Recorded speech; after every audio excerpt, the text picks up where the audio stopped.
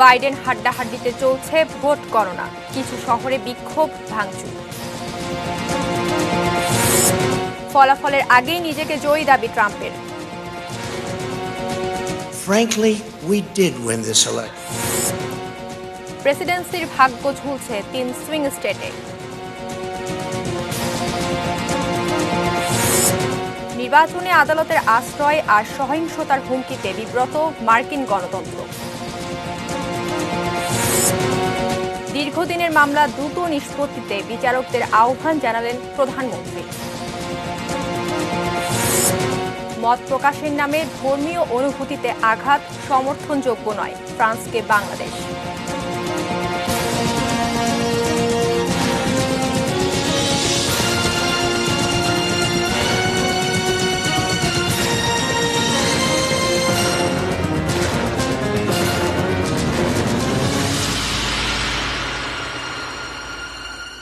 এটি নিউজ দেখছেন। সন্ধ্যা 6টা নিউজ আওয়ারের সঙ্গে আছি আমি মিসাবিন মুনিয়া। শিরোনামগুলো শুনছিলেন। VSL angle channel HB VSL Bikrampur steel limited. এবারে বিস্তারিত। শুরুতেই মার্কিন নির্বাচনের খবর।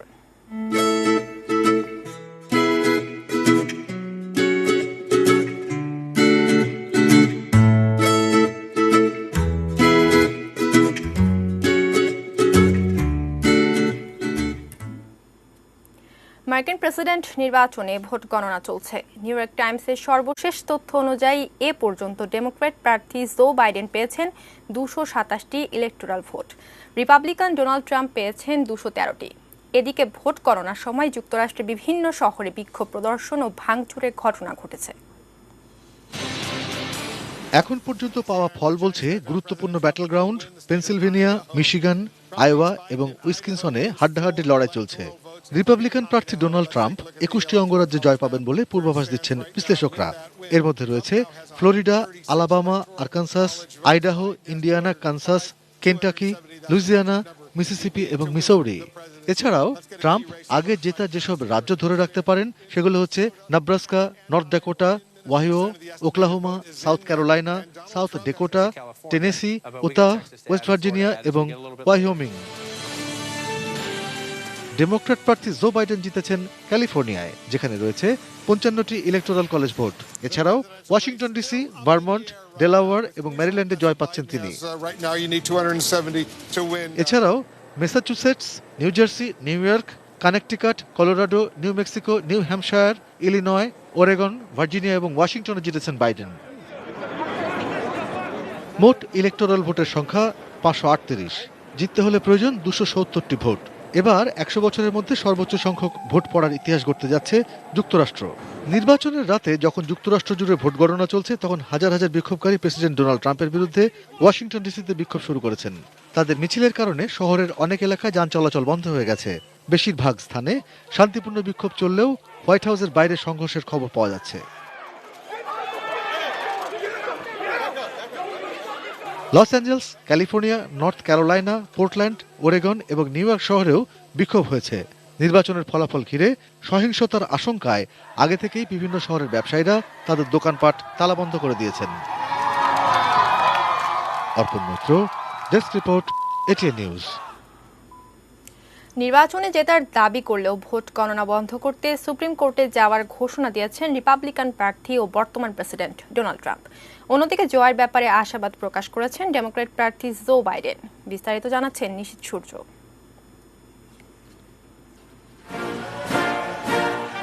শুরুতেই নিজেকে বিজয়ী ঘোষণা করে আর জনগণকে ধন্যবাদ জানিয়ে হোয়াইট হাউসে নির্বাচন পরবর্তী ভাষণ দেন রিপাবলিকান প্রার্থী Donald Trump. We were getting ready to win this election. Frankly, we did win this election.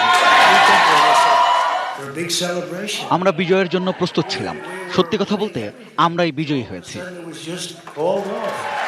এরপর কোন রকম প্রমাণের ধার না ধরে তিনি দাবি করেন নির্বাচনে কারচুপি করেছে ডেমোক্রেটরা। একে আমেরিকান জনগণের সঙ্গে প্রতারণা দাবি করে তিনি বলেন প্রয়োজনে তিনি সুপ্রিম কোর্টে যাবেন। We want the law to be used in a proper manner. So we'll be going to the US Supreme Court. আমরা যুক্তরাষ্ট্রের সুপ্রিম কোর্টে যাব।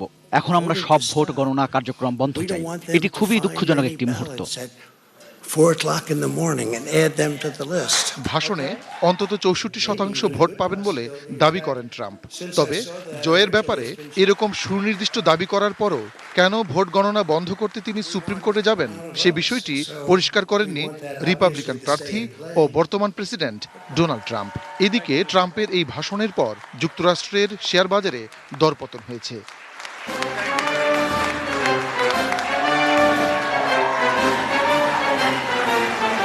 অন্যদিকে জয়ের পথে রয়েছেন বলে আশা প্রকাশ করেন ডেমোক্র্যাট প্রার্থী জো বাইডেন। মঙ্গলবার রাতে ডেলওয়ারের উইলমিংটনে সমর্থকদের উদ্দেশ্যে এক সংক্ষিপ্ত বক্তৃতায় এ কথা বলেন তিনি। সব ভোট গণনা শেষ না হওয়া পর্যন্ত এখন আমাদের ধৈর্য ধরে অপেক্ষা করতে হবে। আমরা যে অবস্থায় রয়েছি তাতে জয়ের পথে রয়েছে বলে আমরা বিশ্বাস করি। কে বিজয়ী হবে ফলাফল প্রকাশের আগে সেটা বলা ট্রাম্প বা তার নিজের দায়িত্ব নয়, বরং এটা আমেরিকান জনগণের সিদ্ধান্ত বলে মনে করিয়ে দেন বাইডেন। নিশীথ সূর্য, ডেস্ক রিপোর্ট, এটিএন নিউজ। মার্কিন প্রেসিডেন্ট নির্বাচনের দৌড়ে সমানে সমান লড়ে যাচ্ছেন জো বাইডেন এবং ডোনাল্ড ট্রাম্প। তবে শেষ পর্যন্ত হোয়াইট হাউসের কর্তৃত্ব কার কাছে যাবে তা নির্ধারিত হতে পারে সুইং স্টেট হিসেবে পরিচিত মিশিগান, উইসকনসিন আর পেনসিলভানিয়া রাজ্যের ফলাফলের উপর। বিস্তারিত মফিদুল দপুর রিপোর্টে। মার্কিন প্রেসিডেন্ট নির্বাচনে 50টি রাজ্যের মধ্যে এখনও ভোট গণনা চলছে Wisconsin, Michigan, Pennsylvania, north Carolina, Georgia, Arizona এবং নেভাডা রাজ্যে। এর মধ্যে উইসকনসিনে 10টি, মিশিগানে 16 এবং পেনসিলভেনিয়ার 20টি ইলেকটোরাল সিট ভাগ্য নির্ধারণ করবে মার্কিন প্রেসিডেন্সির। তবে 270টি ইলেকটোরাল ভোটের ম্যাজিক নাম্বারে পৌঁছানোর সমীকরণে ট্রাম্পকে জয়ী হতে হবে নর্থ ক্যারোলাইনা এবং জর্জিয়াতেও। ফলাফল ঝুলে থাকা বেশিরভাগ রাজ্যে ডোনাল্ড ট্রাম্প এগিয়ে থাকলেও এখনো যে পরিমাণ ভোট গণনা বাকি তাতে করে ফলাফল পরিবর্তন হওয়াটা অসম্ভব না। তাছাড়া এসব রাজ্যের যেসব এলাকার পোস্টাল ভোট গণনা হয়নি এখনো, সেগুলো মূলত ডেমোক্রেট ঘাঁটি হিসেবে পরিচিত বলে দাবি মার্কিন বার্তা সংস্থা সিএনএন-এর। প্রতিটি পোস্টাল ভোট নির্ভুলভাবে গণনা শেষ করতে শুক্রবার পর্যন্ত সময় লাগতে পারে বলে পূর্বাভাস মার্কিন গণমাধ্যমের। আর এতটা সময় সমর্থকদের সামনে রাখা কষ্টকর হবে দুই প্রার্থীর জন্যই, এমনটাই বলছেন বিশ্লেষকরা। Mofidul Topu, ATN news, Dhaka. গণতন্ত্র আর মানবাধিকারের নামে অন্য দেশের রাজনীতি আর অভ্যন্তরীণ ব্যবস্থায় নাক গলানো দেশটার নাম মার্কিন যুক্তরাষ্ট্র। তাদের গণতন্ত্র চর্চার কি হাল এবার বোঝার চেষ্টা করেছেন সাদাত হাবিবি সেতু।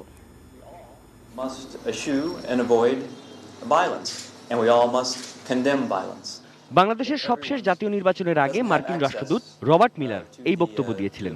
বলেছিলেন, সংঘাত গণতান্ত্রিক প্রক্রিয়াকে বাধাগ্রস্ত করে। কোন দেশের গণতন্ত্রের পথ চলা ঠিক হচ্ছে কিনা সেই মাপকাঠি বিভিন্ন দেশে থাকা এমন মার্কিন প্রতিনিধিরাই ঠিক করেন। তবে যে ভিডিওগুলো দেখছেন সেগুলো রবার্ট মিলারের দেশের। বড় বড় ব্র্যান্ড রিটেইলাররা তাদের শোরুম আর স্টোর বিশাল বিশাল প্লাইউড দিয়ে ঢেকে ফেলেছেন। টাইফুন বা বরফপাতের মতো কোনো প্রাকৃতিক দুর্যোগ নয়, নির্বাচনকে ঘিরে সহিংসতার ভয়ে আমেরিকার বড় বড় শহরের রাস্তার দুপাশে এমন নজিরবিহীন দৃশ্য। কি ভাবছেন মার্কিনীরা? From Trump Tower, very swanky shopping area, Fifth Avenue, Harry Winston store, boarded up. This is Bruget right next door, also boarded up. And what are people saying to you when they're coming in? Just getting ready for what happens tomorrow. Someone tries to come in and do some criminal acts, it'll be dealt with swift. পরিস্থিতি এতই বেগতিক যে রাষ্ট্রের আইন শৃঙ্খলা বাহিনীর পাশাপাশি চাপ বেড়েছে বেসরকারিভাবে নিরাপত্তা দেওয়া প্রতিষ্ঠানগুলোও। Of a range of factors that are all contributing to the likelihood of a significant increase in violent behavior, particularly gun violence. Bangladesh সহ উপমহাদেশের রাজনীতিতে মার্কিন যুক্তরাষ্ট্র মডেল।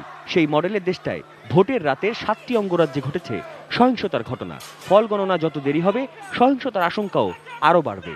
আগে থেকেই দেশটির গণমাধ্যম বলে রেখেছিল, দুই বড় দলের সমর্থকদের প্রতি 10 জনে অন্তত 4 জন সমর্থক নির্বাচনে হারলে সহিংসতায় জড়াতে পারেন। এই আশঙ্কার আরও একটি বড় কারণ নির্বাচনের আগে আগ্নেয়াস্ত্র বিক্রি বেড়ে যাওয়া। অসঙ্গতিপূর্ণ বিষয় ঘটে যাচ্ছে, কারণ যেটা এই যেমন আমরা দেখলাম যে বাইডেনের বাস অ্যাটাক করা, টেক্সাসে যে ঘটনাগুলো ঘটছে, বা আমরা যে দেখছি যে সব মেসিস, নস্ট্রাম সব বড় বড় স্টোরগুলোকে কাঠের পাটাতন দিয়ে ঢেকে দেয়া হচ্ছে। এদিকে ভোট গণনার আগেই নিজেকে জয়ী ঘোষণার পাশাপাশি ফল বিপক্ষে গেলে সুপ্রিম কোর্টে যাবার হুমকি দিয়েছেন ডোনাল্ড ট্রাম্প। তার শাসনামলে সুপ্রিম কোর্টে 3 জন বিচারপতি নিয়োগ দিয়েছেন তিনি। দেশটির সুপ্রিম কোর্টের 9 জন বিচারপতির মধ্যে 6 জনই ট্রাম্পের দল রিপাবলিকানদের মাধ্যমে নিয়োগ পাওয়া। We were getting ready to win this election. Frankly, we did win this election. সুতরাং আদালত পাড়ায় রাজনীতি পাড়ার চাইতেও প্রভাব খাটাবেন ট্রাম্প, এমনটা উড়িয়ে দেবার সুযোগ নেই। We want the law to be used in a proper manner. প্রশ্ন আসা স্বাভাবিক, বিচার বিভাগের নিয়ন্ত্রণ, ভোটের আগে পরে নিজেকে জয়ী দাবি করা, সহিংসতা আর সেই ভয়ে মার্কিনীদের এমন প্রস্তুতি, গণতান্ত্রিক প্রক্রিয়া ঠিকভাবে চলছে তো?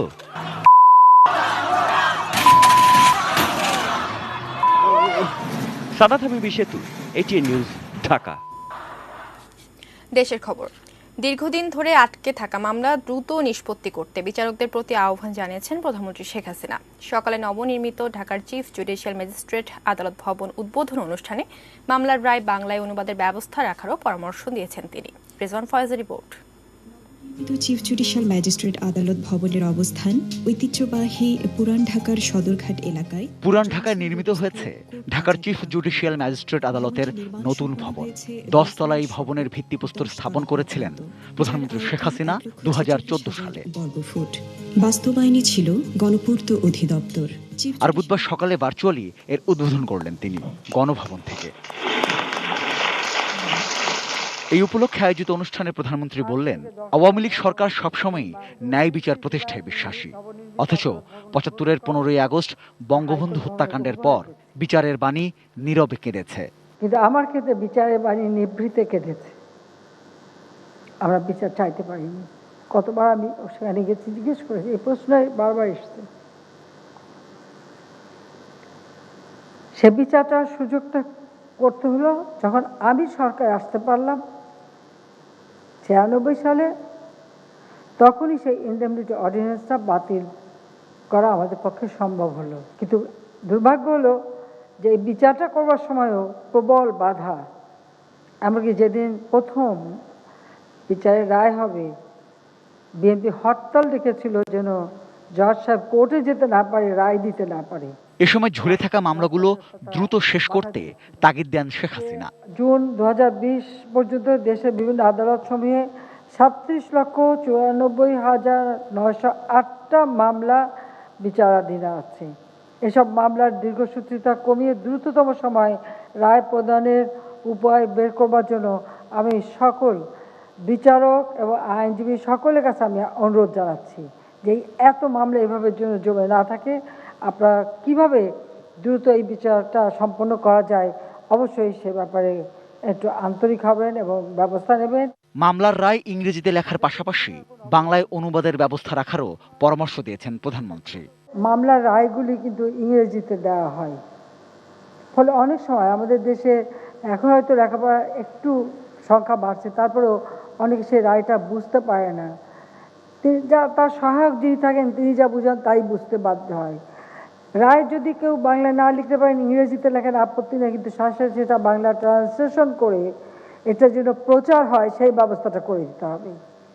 Rezwan Foyez, ATN news, Dhaka. চিন্তা করি। আওয়ামী লীগের সাধারণ সম্পাদক ওবায়দুল কাদের বলেছেন, দেশে এই মুহূর্তে কোনো রাজনৈতিক সংকট নেই, সংকট চলছে বিএনপির রাজনীতিতে। সকালে সরকারি বাসভবন থেকে ব্রিফিংকালে এ কথা বলেন তিনি। বিএনপি নেতাদের মধ্যেও পারস্পরিক আস্থার সংকট তীব্র বলেও মন্তব্য করেন আওয়ামী লীগ সাধারণ সম্পাদক।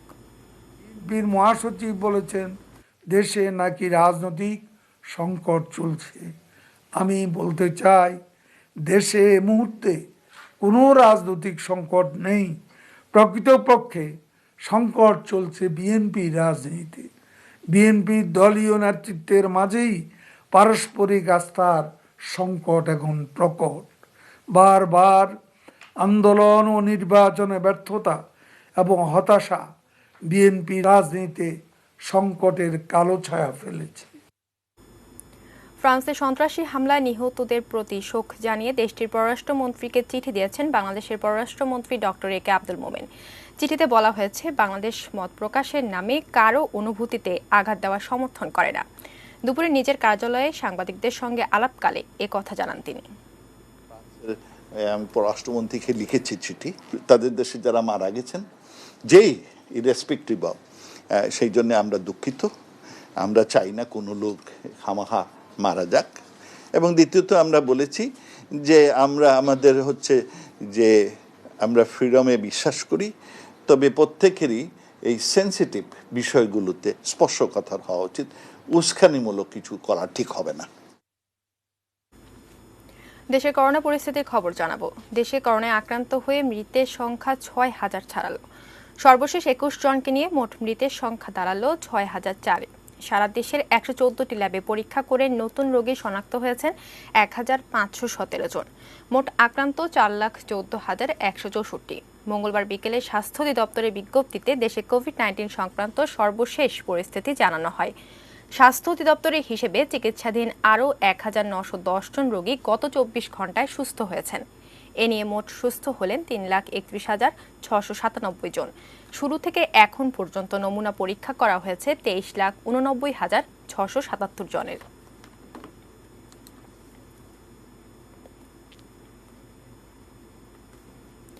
ভার্চুয়াল প্রাইভেট নেটওয়ার্ক বা ভিপিএন কানেক্টিভিটি ব্যবহারের ফলে পুলিশের দক্ষতা ও সক্ষমতা বাড়বে বলে আশা প্রকাশ করেছেন স্বরাষ্ট্রমন্ত্রী আসাদুজ্জামান খান কামাল। গুরুত্বপূর্ণ ও স্পর্শকাতর বিষয়ে অভ্যন্তরীণ তথ্য বিনিময়ের জন্য বাংলাদেশ পুলিশের ১,০০০ কার্যালয়ে এই ভিপিএন সংযোগের উদ্বোধন অনুষ্ঠানে আজ কথা বলেন তিনি। অপরাধ দমন সহ জনগণকে সেবা দেওয়ার পাশাপাশি বাংলাদেশ পুলিশের অভ্যন্তরীণ কার্যক্রম ত্বরান্বিত হচ্ছে। আমরা মনে করি আমাদের পুলিশ বাহিনী যেমন 999 সার্ভিস দিয়ে বাংলাদেশ যথাযথ ব্যবস্থা সম্পন্ন করতে পেরেছেন, এইগুলির কানেক্টিভিটির মাধ্যমে আমরা আমাদের পুলিশকে সক্ষমতা দক্ষতা আরো বৃদ্ধি হবে, এটা আমরা বিশ্বাস করি। ঢাকা দক্ষিণ সিটি কর্পোরেশনের মার্কেটগুলোতে অবৈধ দোকান ও পার্কিং উচ্ছেদে পর্যায়ক্রমে অভিযান চালানো হবে বলে জানিয়েছেন DSCC mayor barrister Sheikh Fazlenoor Taposh. দুপুরে কাপ্তান বাজারে আধুনিক জবাইখানা চলমান কাজ পরিদর্শন শেষে গণমাধ্যমের সাথে মতবিনিময়ের সময় তিনি বলেন, দায়িত্ব পাওয়ার আগেই রাজধানীতে উত্তরাধিকার সূত্রে অনেক জঞ্জাল পেয়েছি। খুব শিগগিরই পর্যায়ক্রমে এসব অপসারণ করা হবে। পাশাপাশি দক্ষিণ সিটি কর্পোরেশনের মার্কেটগুলোর পার্কিংয়ে থাকা অবৈধ সকল দোকানের উচ্ছেদের পরিকল্পনার কথাও জানান মেয়র।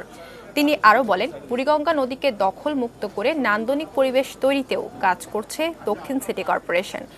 এদিকে রাজধানীতে ডেঙ্গু নিয়ন্ত্রণে তারা সফল বলেও দাবি করেন ডিএসসিসির মেয়র। পর্যায়ক্রমে আমরা যতগুলো আমাদের নিজস্ব মার্কেট, সেই মার্কেটগুলোতে যত অবৈধ দোকান আছে আমরা পর্যায়ক্রমে সকলগুলোই উচ্ছেদ করব। আর আমরা ডেঙ্গু মৌসুমের যেই সেপ্টেম্বর পর্যন্ত আমরা কিন্তু কার্যকারিতা, আমি মনে করি যে দাবিদার হতে পারি আমরা, যে আমরা সুষ্ঠুভাবে করেছি বলেই ঢাকাবাসী সেই সুফল পেয়েছে।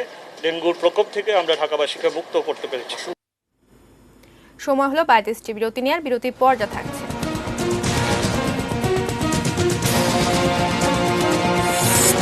নিষেধাজ্ঞা শেষে মধ্যরাত থেকে শুরু হচ্ছে ইলিশ শিকার। কুষ্টিয়ায় দাম কমলেও কমেছে চালের মান।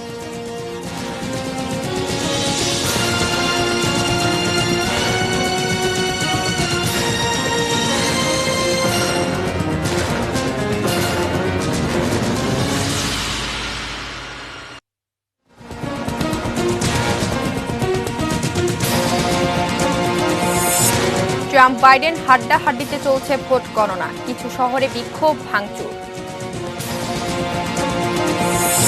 ফলাফলের আগেই নিজেকে জয়ী দাবি ট্রাম্পের।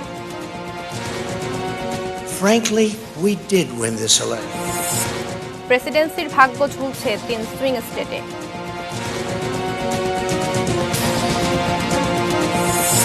নির্বাচনে আদালতের আশ্রয় আর সহিংসতার শঙ্কায় বিব্রত মার্কিন গণতন্ত্র।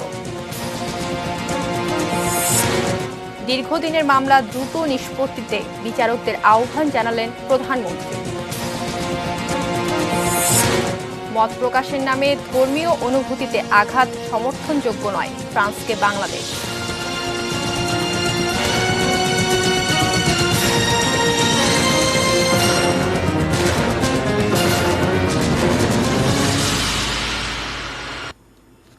আবার আমন্ত্রণ জানাচ্ছি ৬টা নিউজ আওয়ারে। ধন্যবাদ সঙ্গে থাকার জন্য। যাচ্ছি অন্যান্য খবরে। চট্টগ্রাম নগরীর বাকলিয়া খাল এলাকায় মশা নিধন কার্যক্রমের উদ্বোধন করেছেন চট্টগ্রাম সিটি কর্পোরেশনের প্রশাসক মোহাম্মদ খোরশেদ আলম সুজন। এ সময় তিনি মশার প্রজনন স্থান ধ্বংস করতে জমে থাকা পানি অপসারণে নগরবাসীর সহযোগিতা চান। নগরের ৪১টি ওয়ার্ড থেকে এই ধরনের বর্জ্য অপসারণ এবং পলিথিন যেগুলা আমাদের নিষ্কাশন ব্যবস্থার প্রধান দুশ্মন হিসেবে আবির্ভূত হয়েছে সেগুলোকে আমরা নগর থেকে বিতাড়িত করার জন্য উদ্যোগ নেব। বড় খালগুলোকে পরিষ্কার করার আমরা উদ্যোগ নিয়েছি। এই জন্য আমরা নগরবাসীর সহযোগিতা চাই। সাভার ও আশুলিয়ায় সড়ক দুর্ঘটনায় বিশ্ববিদ্যালয় ছাত্র সহ ২ জন নিহত হয়েছেন। বুধবার সকালে নবীনগর চন্দ্রা মহাসড়কের আশুলিয়ার বাইপাইলে গাড়ির চাপায় এক বিশ্ববিদ্যালয় ছাত্রের মৃত্যু হয়। নিহত নাকিব আহমেদ ড্যাফোডিল ইন্টারন্যাশনাল ইউনিভার্সিটির শিক্ষার্থী ছিলেন। অন্যদিকে মঙ্গলবার রাতে সাভারের শিমুলতলায় ট্রাক চাপায় রুহুল মিয়া নামে এক তরুণ মারা যান। নিহত রুহুল মিয়া গাইবান্ধা জেলার সাজেদপুর থানার আবুল মিয়ার ছেলে। এই ঘটনায় ট্রাকটি আটক করলেও ঘাতক চালক পালিয়ে গেছে। পটুয়াখালীর দুমকিতে প্রতিবন্ধী কিশোরীকে ধর্ষণের অভিযোগে ৬০ বছরের এক ব্যক্তিকে গ্রেফতার করেছে পুলিশ। ওই ব্যক্তির নাম সুভাষ চন্দ্র শীল। পুলিশ জানায় ২৫ অক্টোবর রাতে প্রতিবন্ধী কিশোরীকে বাড়িতে রেখে পরিবারের সবাই পূজা দেখতে গেলে প্রতিবেশী সুভাষ চন্দ্র শীল ওই কিশোরীকে ধর্ষণ করে। এ ঘটনায় এই কিশোরীর বাবা মঙ্গলবার রাতে দুমকি থানায় একটি লিখিত অভিযোগ করেন। বুধবার সকালে পাঙ্গাশিয়া ইউনিয়নের পুকুরজনা বাজারে অভিযান চালিয়ে সুভাষ চন্দ্রকে গ্রেফতার করে পুলিশ। প্রতিবন্ধী কিশোরীকে ডাক্তারি পরীক্ষার জন্য পটুয়াখালী মেডিকেল কলেজ হাসপাতালে পাঠানো হয়েছে।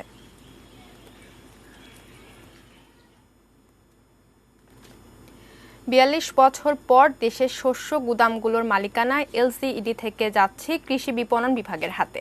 এ নিয়ে ২ মন্ত্রণালয়ের মধ্যে সমঝোতা চুক্তি সই হচ্ছে কাল। কৃষকের ন্যায্য মূল্য নিশ্চিতে এই শস্য গুদাম ও ঋণ ব্যবস্থাপনার আওতা আরও বাড়ানোর তাগিদ দিলেন কৃষি অর্থনীতিবিদরা। আরও জানাচ্ছেন গোলাম কাদির রবু। ভরা মৌসুমে ফসলের সঠিক দাম পান না কৃষক। তারপরেও টাকার অভাবে ফসল বেচতে বাধ্য হন বেশিরভাগ কৃষকেরাই।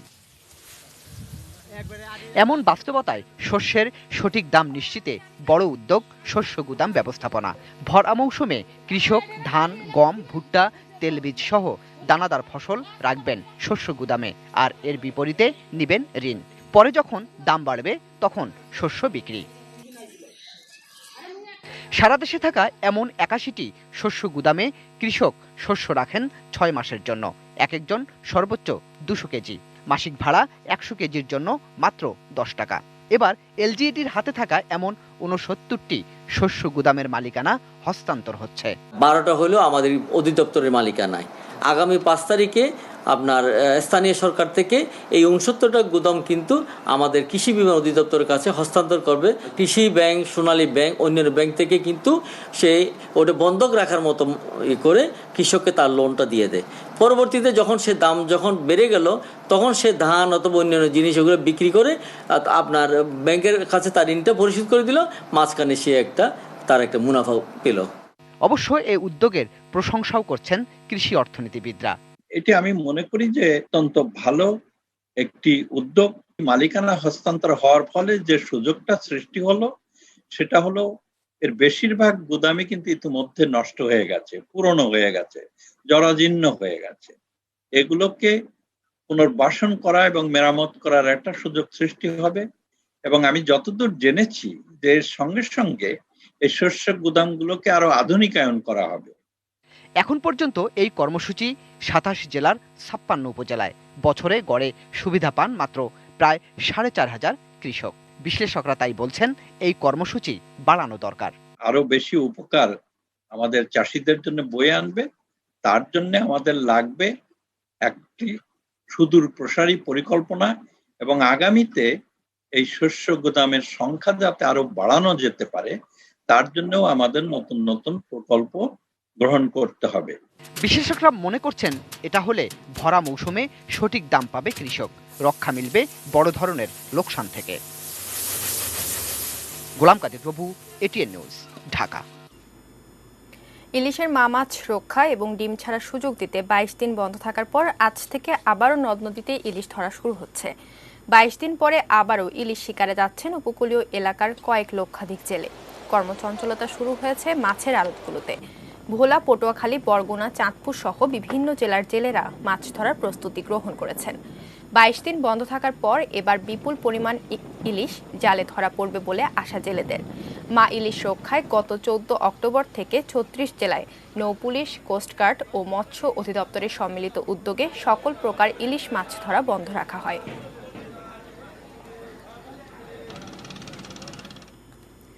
নাটোরের সিংড়ায় চলন বিলে ফাঁদ পেতে পাখি শিকারের অভিযোগে 2 ব্যক্তির প্রত্যেককে 10,000 টাকা করে জরিমানা করেছেন ভ্রাম্যমাণ আদালত।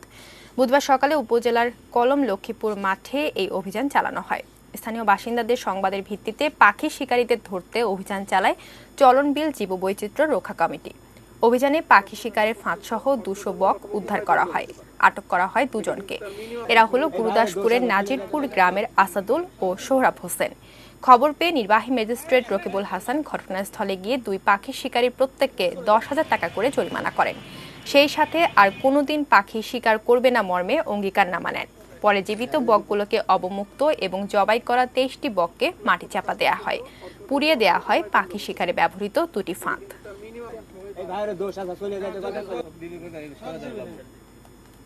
সোশ্যাল ইসলামী ব্যাংক লিমিটেড বাণিজ্য সংবাদ।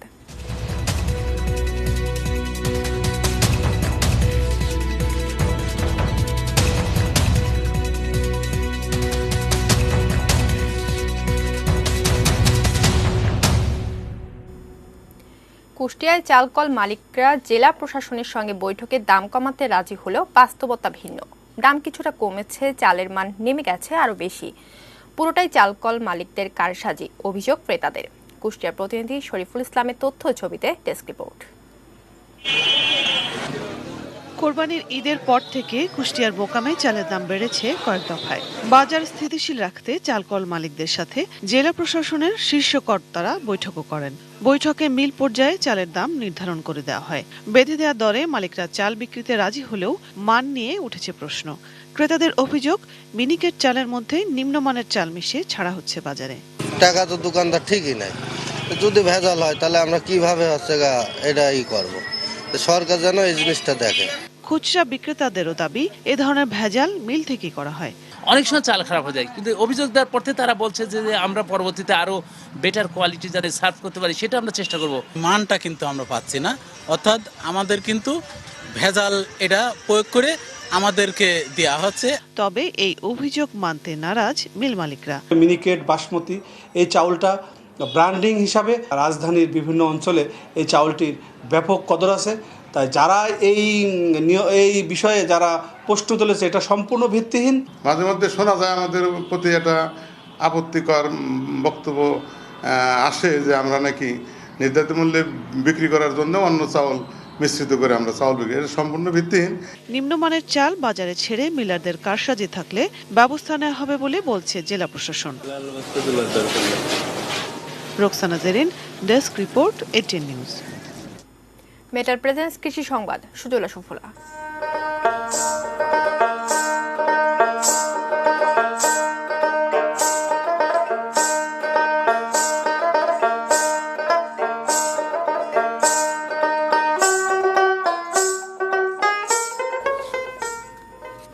বাজার নিয়ন্ত্রণ, চাহিদা ও বৈদেশিক নির্ভরতা কমাতে বাড়ি পাতা পেঁয়াজ এক নামে নতুন একটি জাত উদ্ভাবন করেছে বাংলাদেশ কৃষি গবেষণা ইনস্টিটিউট। ফরিদপুরে মশলা গবেষণা উপকেন্দ্রে পেঁয়াজের নতুন এই জাতটির পরীক্ষামূলক আবাদ শেষে কৃষক পর্যায়ে তা ছড়িয়ে দেওয়া হয়েছে। স্বাদে গন্ধে প্রচলিত পেঁয়াজের মতো হওয়ায় এর প্রতি আগ্রহ বাড়ছে কৃষকদেরও। চারা রোপণে 2 মাস পর থেকেই পাতা সংগ্রহ করা যায়। 40 থেকে 50 সেন্টিমিটার উচ্চতার প্রতিটি গাছের গোড়া থেকে 4-5টি করে চারা বের করা হয়। মে থেকে জুন মাসে বীজ বপন করলে ডিসেম্বর পর্যন্ত 3 থেকে 4 বার পাতা সংগ্রহ করা যায়। হেক্টর প্রতি ফলন হয় 7 থেকে 8 টন। বাড়ি পাতা পেঁয়াজ এক জাতের ব্যাপক আবাদ হলে দেশে পেঁয়াজের ঘাটতি মেটানো সম্ভব বলে মনে করছেন সংশ্লিষ্টরা।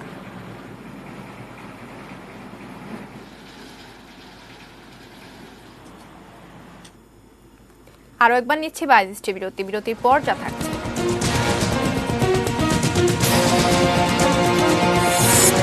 এখনো সেরা ওয়ানডে অলরাউন্ডার সাকিব।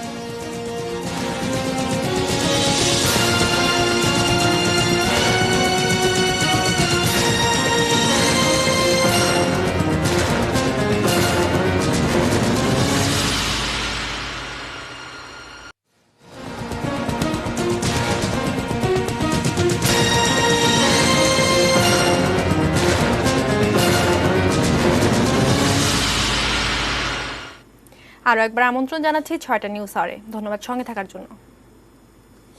যাচ্ছে অন্যান্য খবরে। খাগড়াছড়ি জেলা সদরের পেরা ছাড়া নীলকান্তপাড়ায় জনকল্যাণ বৌদ্ধবিহারে অনুষ্ঠিত হয়েছে দানোত্তম কঠিন চিবর দানোৎসব। সকাল থেকে বিহার প্রাঙ্গণে চলে ধর্মীয় দেশনা সমাবেশ। ভিক্ষুদের উদ্দেশ্যে সংঘ, অষ্টপরিষ্কার ও বুদ্ধ মূর্তি সহ নানাবিধ দান করা হয়। প্রধান দেশনা দিয়েছেন বিহার অধ্যক্ষ সুখীনন্দ স্থবির। মাত্র 24 ঘন্টার মধ্যে তুলা হতে সুতা থেকে কাপড় বুনে চিবর তৈরি করা হয়। তবে করোনার কারণে এবছর কাপড় বোনার কার্যক্রম হচ্ছে না। স্বাভাবিকভাবে বাজার থেকে কাপড় কিনে চিবর বানিয়ে তা সীমা ঘরে ভান্তেদের মন্ত্র দ্বারা কঠিনে পরিণত করে ভান্তেদেরকে চিবর দান করা হচ্ছে। মাসব্যাপী কঠিন চিবর দানোৎসব 1 নভেম্বর থেকে শুরু হয়ে আগামী 30 নভেম্বর পর্যন্ত পর্যায়ক্রমে বিভিন্ন বৌদ্ধবিহারে অনুষ্ঠিত হবে।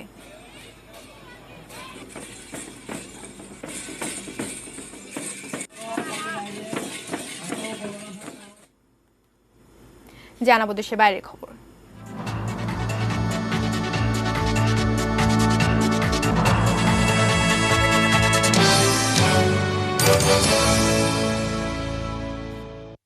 মার্কিন নির্বাচনের ফলাফল যাই হোক, ওয়াশিংটনের প্রতি তেহরানের নীতিতে কোনো প্রভাব পড়বে না বলে মন্তব্য করেছেন ইরানের সর্বোচ্চ ধর্মীয় নেতা আয়াতুল্লাহ আলী খামেনি।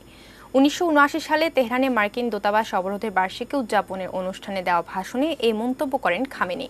তিনি বলেন, মার্কিন যুক্তরাষ্ট্রের প্রতি তাদের নীতি স্পষ্টভাবে নির্ধারিত। ব্যক্তির পরিবর্তনে এতে কোনো পরিবর্তন আসে না। কে এলো বা গেল তাতে তাদের কিছু আসে যায় না। খামেনি আরো বলেন, 1979 সালে গুপ্তচরের গুহায় ছাত্রদের আক্রমণ যথাযথ ও বুদ্ধিমত্তার পরিচায়ক ছিল। সেদিন ইসলামপন্থী শিক্ষার্থীরা দখল করে নিয়েছিল তেহরানে অবস্থিত মার্কিন দূতাবাস। 52 জন কর্মকর্তাকে জিম্মি করে রাখা হয়েছিল 444 দিন। এই ঘটনার জের ধরে চিরবৈরী হয়ে পড়ে ইরান ও যুক্তরাষ্ট্র। দিনটিকে প্রতি বছর ছাত্র দিবস হিসেবে পালন করে আসছে ইরান।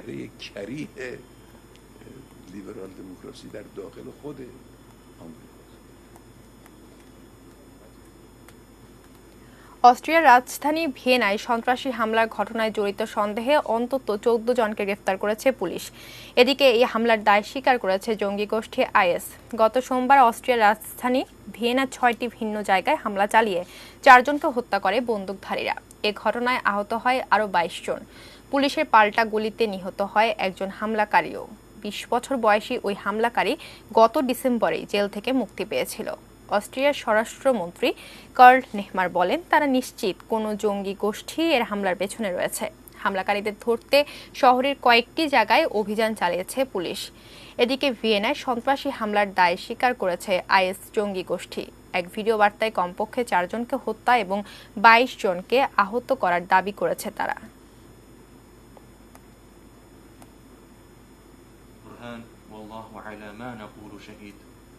খেলার খবর।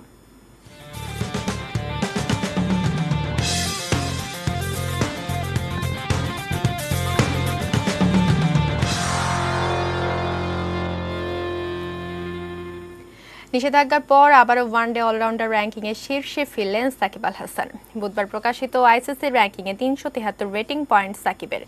গত 29 অক্টোবর 1 বছরের নিষেধাজ্ঞা শেষ হয় সাকিবের। এর 1 সপ্তাহ পরই পেলেন সুখবর। আইসিসির ওয়ানডে অলরাউন্ডার র্যাঙ্কিংয়ে শীর্ষে ফিরলেন তিনি। এদিকে 301 রেটিং পয়েন্ট নিয়ে দ্বিতীয় স্থানে রয়েছেন আফগানিস্তানের মোহাম্মদ নবী। ইংল্যান্ডের ক্রিস ওকস রয়েছেন তৃতীয় স্থানে, তার রেটিং পয়েন্ট 281। আরেক ইংলিশ ক্রিকেটার বেন স্টোকস আছেন চতুর্থ অবস্থানে, 276 রেটিং পয়েন্ট বেন স্টোকসের। আর 271 রেটিং পয়েন্ট নিয়ে পাকিস্তানের ইমাদ ওয়াসিম আছেন পঞ্চম স্থানে। আইপিএলে আজ বিরতি। বৃহস্পতিবার থেকে শুরু হবে প্লে অফ রাউন্ড। বর্তমান চ্যাম্পিয়ন মুম্বাই ইন্ডিয়ান্সের সঙ্গে সেখানে আছে Delhi Capitals, Royal Challengers Bengaluru ও সানরাইজার্স হায়দ্রাবাদ। 13তম আসরে সবার আগে প্লে অফ নিশ্চিত করে মুম্বাই। বর্তমান চ্যাম্পিয়নরা প্রথম কোয়ালিফায়ারে বৃহস্পতিবার মুখোমুখি হবে দিল্লি ক্যাপিটালসের। শ্রেয়াস আয়ারের দল ডাবল রাউন্ড বরিন লিগে নিজেদের শেষ ম্যাচে কোহলির রয়্যাল চ্যালেঞ্জার্স বেঙ্গালুরুকে হারিয়ে কোয়ালিফায়ারে জায়গা করে নেয়। প্রথম কোয়ালিফায়ারে জয়ী দল ফাইনাল খেলবে, আর পরাজিত দল 8 নভেম্বর দ্বিতীয় কোয়ালিফায়ারে খেলবে এলিমিনেটরে জয়ী দলের বিপক্ষে। এদিক দিল্লির কাছে হারে বেঙ্গালুরুকে খেলতে হবে এলিমিনেটরে। সেখানে হারলে আর কোনো সুযোগ থাকবে না, বিদায় নিতে হবে আইপিএল থেকে। 3 আসর পর প্লে অফ রাউন্ড নিশ্চিত করেছে বেঙ্গালুরু। অন্যদিকে সানরাইজার্স হায়দ্রাবাদ শেষ দল হিসেবে শেষ 4-এ জায়গা পায়। বেঙ্গালুরুর বিপক্ষে 6 নভেম্বর এলিমিনেটর রাউন্ডে মুখোমুখি হবে ডেভিড ওয়ার্নারের হায়দ্রাবাদ।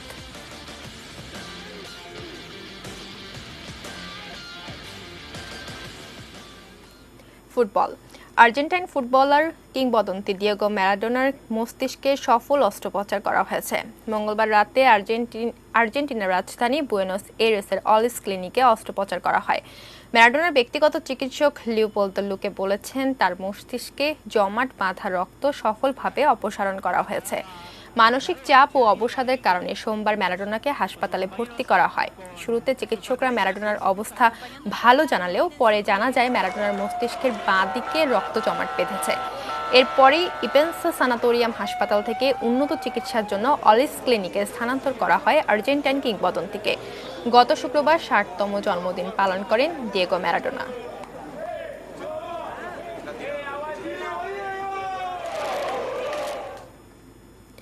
উয়েফা চ্যাম্পিয়ন্স লিগের আজ বার্সেলোনার প্রতিপক্ষ ডায়নামো কিয়েভ এবং অন্য ম্যাচে জুভেন্টাসের মুখোমুখি হবে ফেরেনভারস। লাইপজিগ খেলবে পিএসজির বিপক্ষে। সবকটি ম্যাচ শুরু হবে বাংলাদেশ সময় রাত 2টায়।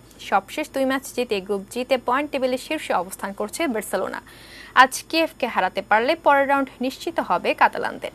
লা লিগায় হোঁচট খেলেও চ্যাম্পিয়ন্স লিগের গত ম্যাচে জুভেন্টাসকে হারিয়েছে মেসির দল। সেই আত্মবিশ্বাস নিয়ে ক্যাম্প নুতে কিয়েভকে স্বাগত জানাবে বার্সা।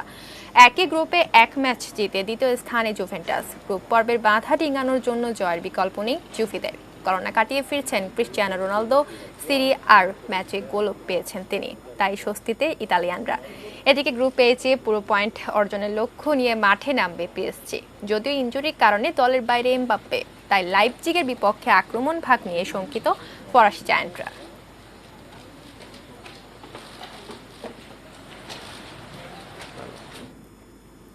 রিয়াল মাদ্রিদের হয়ে নতুন এক মাইল ফলক স্পর্শ করলেন অধিনায়ক সার্জিও রামোস। মঙ্গলবার রাতে লস ব্লাঙ্কোসদের হয়ে নিজে 100তম গোল করেন তিনি।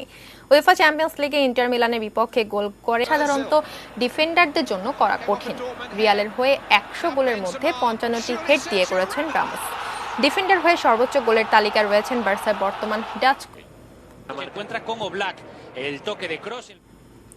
শেষ করব সন্ধ্যা 6টা নিউজ আর, তবে তার আগে এক নজরে সংবাদ শিরোনামগুলো জানিয়ে দেব আরো একবার। ট্রাম্প বাইডেন হাড্ডাহাড্ডিতে চলছে ভোট গণনা, কিছু শহরে বিক্ষোভ ভাঙচুর। ফলাফলের আগেই নিজেকে জয়ী দাবি ট্রাম্পের। Frankly, we did win this election. প্রেসিডেন্সির ভাগ্য ঝুলছে 3 সুইং স্টেটে।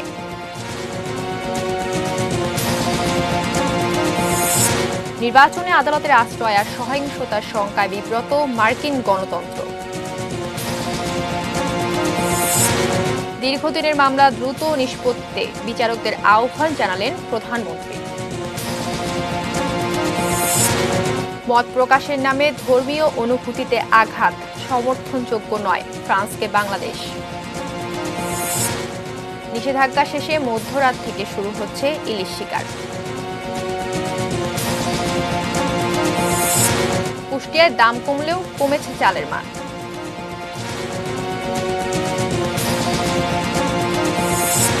এখনো সেরা ওয়ানডে অলরাউন্ডার সাকিব।